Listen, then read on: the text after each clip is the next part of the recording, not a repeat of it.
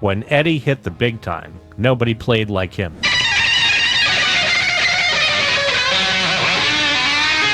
He was fluid, intense, and he did it all with a smile. Other players had to pick their jaws up off the floor before even trying to figure out what Eddie Van Halen was doing.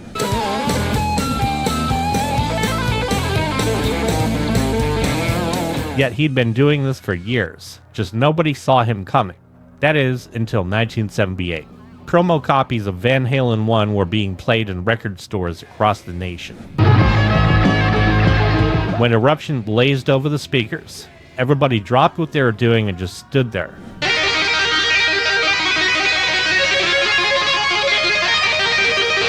Wondering what the hell they were listening to. It was a guitar solo, but done by some sort of superhuman. A lot could be said about Eddie Van Halen. For most of his career, he was mired in gossip of some sort. But it's hard to forget that he was considered the best rock guitarist in the world. Let's dive deep into Eddie's early years and uncover what that special something was that had rocketed him to the top.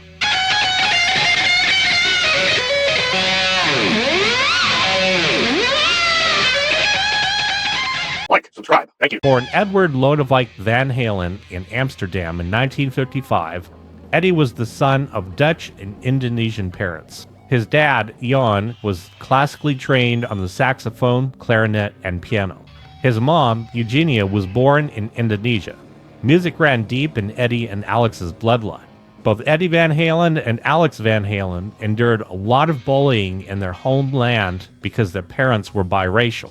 As a matter of fact, it was this treatment that the family received in Amsterdam that influenced them to immigrate to the U.S. In 1962, the Van Halen family packed up their lives and boarded a 9-day boat trip to America, chasing the promise of a better life.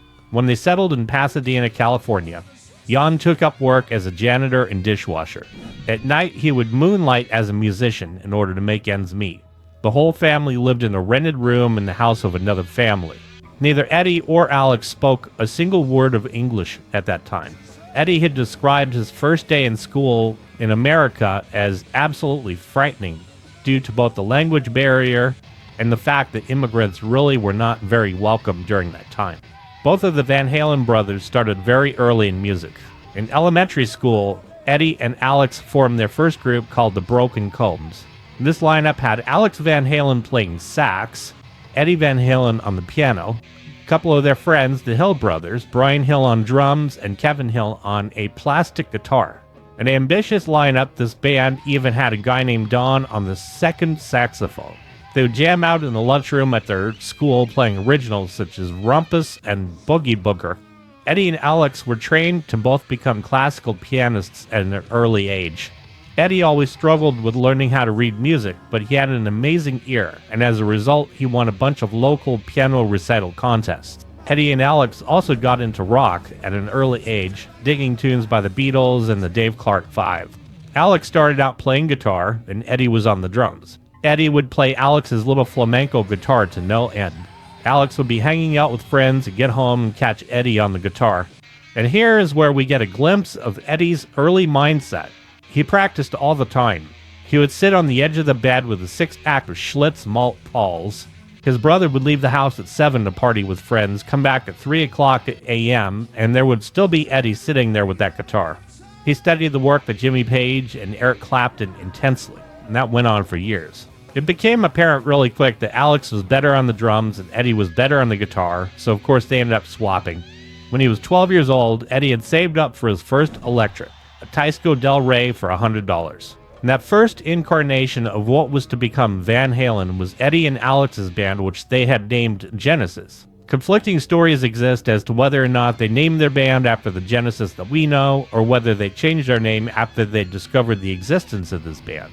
Nevertheless, it was around this time that Eddie Van Halen explored the world of two-hand tapping. Later, this very technique would catapult him and his band to the top. Eddie had said that he was so impressed with Jimmy Page's solo in the middle of Heartbreaker that he wanted to emulate it. During that solo, Jimmy Page did a series of pull-offs, which were not two-hand tapping, but definitely similar, but just a much more basic approach. And this was when Eddie kicked into experimental mode.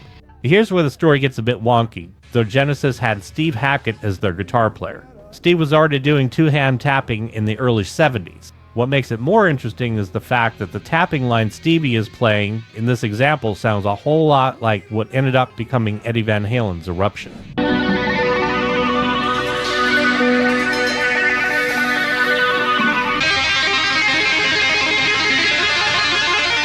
Now, the lineage of Eddie Van Halen's tapping is hotly disputed. One story has it that a guy named Terry Kilgore had learned it from a player named Harvey Mandel who was doing it in the late 60s, and then Terry had shown Eddie how to do it, as he was Eddie's teacher at the time. Eddie and Terry both lived in Pasadena, California. All evidence of Terry point out that he is an amazing guitar player, and if he was indeed the big kid on the block in Pasadena, California, chances are he and Eddie did cross paths.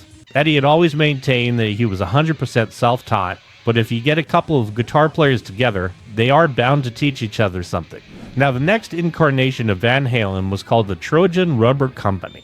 They were a very versatile band and quickly gained a reputation in the area. Eddie was actually using an old Fender Deluxe amp at the time. They had changed their name to Mammoth, which is when David Lee Roth entered the fold. They received a cease and desist letter from the management of another band called Mammoth, so they quickly changed their name to Van Halen. It was actually Roth who suggested the name and said that it sounded very powerful.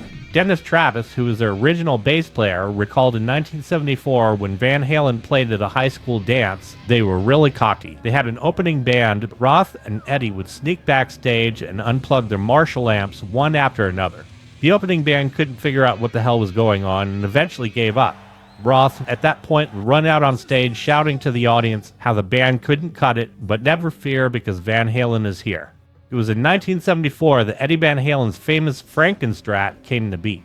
He couldn't find the right guitar, and he had one simple request, which is a guitar that would just kick ass and scream.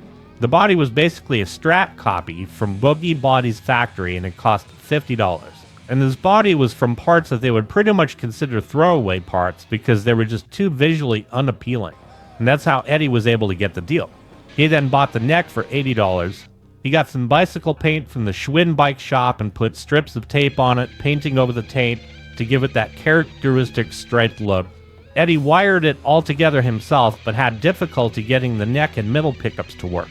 He had a Gibson PAF humbucker in the bridge, so it became one knob, one pickup. Call it an accident, but it completely shaped his sound. And you figure it doesn't have to go through a tone control, so there was never any real rollback of the higher frequencies. And he had a hell of a time keeping it in tune, so he played around with running strings through the bridge block, wanting them in a particular way around the tuning pegs, using 3-in-1 oil in order to keep the strings sliding really smoothly over the brass nut. And for good measure, he bolted a 1971 quarter right above the tremolo system. Later replicas of this guitar keep in tradition with the 1971 quarter bolted on. With the first piece of the puzzle in place, we go to the next, Eddie's phaser pedal. This gave Eddie a vocal quality on the guitar. Completely signature to his tone, in some ways it was almost transparent to the listener. He used the MXR Phase 90 pedal, with it pretty much on all the time during Van Halen's early days. Basically, what the pedal would do is pass the guitar signal through, but add a slightly delayed version of the signal to itself, varying that amount of delay. On a guitar used tastefully, it adds a whole other dimension and attitude to the sound. Since Eddie was burning it up with a level of distortion and bite, it made for the perfect combination in those early club dates. Nobody knows nothing about that fooling me. And even as Van Halen became successful, he kept using it throughout. The next piece of the puzzle was actually a secret weapon of Eddie's sound, and this was the Boss GE10 graphic equalizer that he used as a boost. Eddie boosted the mids by applying a gradual curve that peaked in the mid frequency, able to drive the front end of the amp with characteristic brilliance. And because of that, he was able to easily tease out harmonics, and he could also roll down his volume knob for clean passages while retaining the brilliance throughout. So right there is a good combo. He had a really simple circuit for the guitar. He used this graphic EQ as a boost, which he was able to actually accentuate whatever frequencies that he wanted. And he had a really cool modulation to his signal by using the MXR 90 phaser tastefully. Now for amps, he was known to use a late 60s Marshall Super Lead during this time. Modifications were minimal on it, however he used the Ohmite Variac at different levels along with a dummy load box. This allowed him to crank the amp fully and yet control its output separately to take advantage of the natural sag and feel that the amp provided. The next area of interest is actually in his note choices of his soloing. Conflicting accounts are out there about Eddie's knowledge of theory, but it is safe to say that he knew more than enough to get by. Having said that, Eddie was never a stickler for the modes. When Eddie was in the zone, he really just let it rip playing-wise. So instead of being bound to proper scale shapes, which require you to constantly be minding the shape as you're going up and down the strings, he took clever advantage of symmetrical patterns. When listening to the breakdown in the first solo of Ice Cream Man, the symmetrical shapes are very apparent to the ear. It has this sort of otherworldly, almost space feel to it.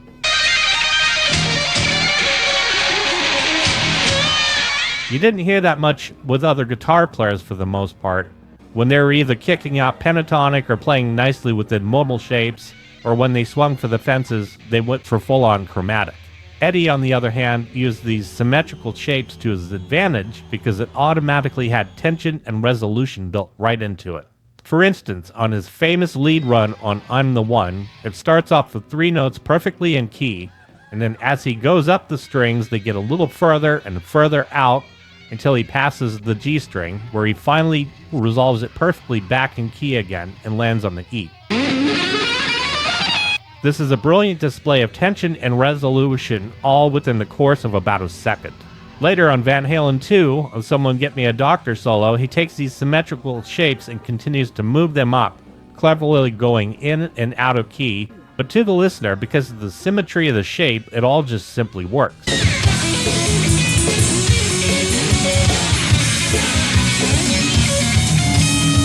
A lot of people claim that he did this because he didn't really know the scales and just followed his ear, but the more plausible argument is that he just simply didn't need to adhere to the scale shapes. And hey, why bother with it when you can make it so much more exciting with an unconventional shape? And of course, success is mainly attributed to luck, though some say more along the lines of preparation meets opportunity.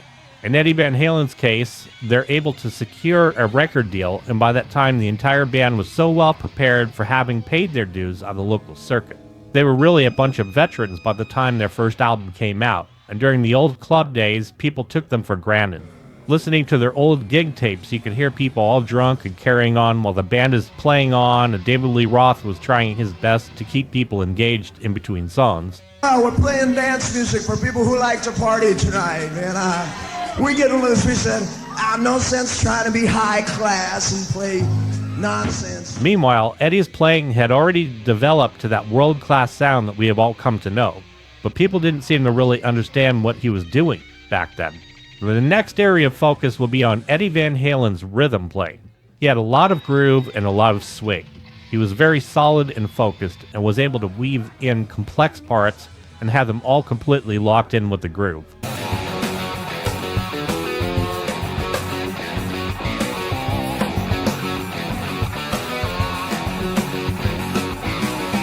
Coming up with his brother, who's a phenomenal drummer, certainly helped him get to the place where he could actually come up with these ideas and play them with such a rhythmic emphasis. Borrowing from players like Hendrix, he would also weave in really intense lead fills to add more movement and excitement to the rhythm parts. Together with Alex Van Halen, who laid down a solid backbeat, and Michael Anthony, who kept it simple and locked in with Alex perfectly, they had the perfect music bed for David Lee Roth's over-the-top rich singing and wild screams. Having a band that worked together like clockwork helped elevate Eddie Van Halen to world-class status in a heartbeat, once they were able to get over that initial hump of breaking big. In 1976, they almost broke big when Gene Simmons from Kiss saw them at the Hollywood Starwood Club. Gene said he couldn't believe his eyes and ears. He talked about Eddie basically being an entire guitar symphony in one person. He said that Eddie Van Halen would often turn his back to the audience in order to not reveal his tricks, though that would have been hard for anybody to emulate him anyhow. Gene signed them to his production company, Man of a Thousand Faces, and produced a demo for them at Electric Lady Studio. He had flown them out to New York to record.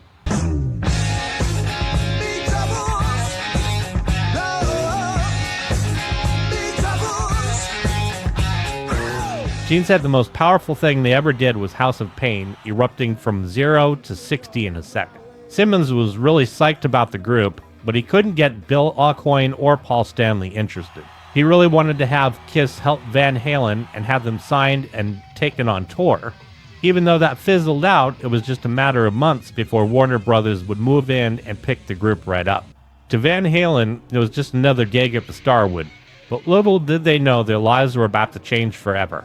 Legendary producer Ted Templeman was tipped off by his old friend Marshall Burrell, who was the nephew of Milton Burrell. The two snuck into the club to catch a glimpse of this hot new band. Ted knew right away that he was witnessing something extraordinary. Eddie didn't play like everybody else. He had a certain level of fluidity and edge to his playing that was fresh and unique. Ted immediately called Mo Austin, who was the CEO of Warner Brothers at the time, and insisted that they sign the band immediately. The very next night, Ted and Mo were in Van Halen's dressing room, offering them a deal right on the spot. Ted couldn't believe the other labels had passed on the band, and he also couldn't believe that Gene Simmons wasn't able to push them through. Nevertheless, he wasted no time getting them into the studio to lay down a demo for the label.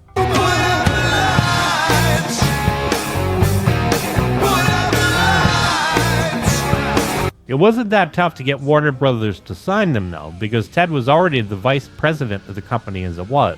But he really wanted to drum up some hype and get the label completely behind the band, so he wanted it to be the chairman of the board's call in order to ensure that the politics of the whole thing would work in their favor. A brilliant move that would definitely pay off. But Ted Templeman was completely taken aback by Eddie's playing. According to him, there was no guitar player who ever played the way Eddie was playing at the time. He also really liked Dave's lyrics and the fact that they had this really heavy sound, yet also had a sense of humor. Ain't Talking About Love turned out to be Ted's favorite track. It was that simplicity of Eddie Van Halen's riff. His engineer, Don Landee, had the brilliant idea of doubling his equally simple solo with an electric sitar. Eddie overdubbed both, and it was another song that became an instant hit from the album. Now, the band rehearsed in the basement of David Lee Roth's house in Pasadena. The band got along really well with Templeman, where Eddie and Alex would hang out at Ted's house after hours. To add to this, Ted and engineer Don Landee had worked together a lot, and the band had definitely benefited from this relationship. According to Ted, Don could pretty much read Eddie's mind, knowing exactly what he was looking for sound-wise, and he would deliver each and every single time. They ended up doing the whole album in less than 2 weeks, but it was a completely off-the-cuff moment that made guitar history. One standout that catapulted Van Halen to the very top, cementing Eddie's status as the best rock guitarist in the world at the time, Eruption, is considered one of the greatest solos of all time, and its origins are actually pretty unconventional. Ted was making phone calls in a little room off from the main studio and happened to walk in while Eddie was playing it. And Ted was like, "What is this?" Eddie said it was just a little warm-up that he would do before each show. But Ted yelled out to roll the tape, and Don said, "I am totally on it." Don had actually been rolling the tape, and this turned out to be the second take. From the all-out pentatonic assault to those famous symmetric pattern licks to dive bombs, the solo built up tension. And then the entire world would come together the moment that infamous tapping line started. It was classical sounding, but it wasn't classical. It was rock soloing on steroids. Rapid-fire arpeggios played perfectly, but without the characteristic picking attack, because Eddie was tapping. Within that tapping part, it started off kind of sad-sounding, very melodic with these minor arpeggios. Before long, Eddie starts moving the shape around chromatically, creating all sorts of wildness throughout. It sounded almost like the discovery of a new world, ending on a full octave dive bomb on the low E harmonic and crashing right into You Really Got Me. And that single powerful moment led to one of the biggest breakthroughs in music history. When people got a hold of the album and played Eruption, they were stunned. It became obvious right then and there that rock had completely turned a corner, never to come back again. Up to that point, music was getting pretty stagnant. Punk was already kind of running its course, disco was reigning supreme, and disco was considered to be pretty boring by a lot of people. Eddie single-handedly cut through all the bloat, shifting the narrative back to virtuosity, something that hadn't happened in the last 10 years by that point. Their cover of the Kinks' smash hit, You Really Got Me, completely put them on the map as well. It became so famous that a fan actually approached Ray Davies of the Kinks, asking them why they were doing a Van Halen cover. And just because they had recorded their first album did not mean that the work stopped. Van Halen kept making their weekly paychecks on the Sunset Strip, but by that time they were such a formidable live act. David Lee Roth was a huge, shameless self-promoter in every sense, equally annoying people but getting the job done to get their name out there. Eddie Van Halen, of course, was the brains behind the operation, with Alex being the muscle. Michael Anthony was always cool, level-headed, friendly, and kept it simple. And soon, though, they were opening for Journey and Montrose. Later, they would take on Montrose's lead singer, Sammy. It wasn't long before they were passing Journey in the charts. Journey's band members were chomping at the bit to get Van Halen off of the dole by that point. The band did not get treated well on their first tour, not even being allowed to sound check. But with the power of their musicianship and incredible stage performance, they were blowing the headliners off the stage as it was. Van Halen had arrived officially. But when we talk about luck being preparation meaning opportunity, Eddie Van Halen by this time had years of preparation. And when opportunity came knocking, it created the perfect storm. Eddie was at the top of his game, and their ride to the top was just beginning. Stay tuned, because in part 2, coming out next week, we'll be doing a deep dive on the continuation of Eddie's life story and his career with Van Halen. Make sure to smack that like button, and while you're at it, hit subscribe and join the family. I want to thank you so much for watching.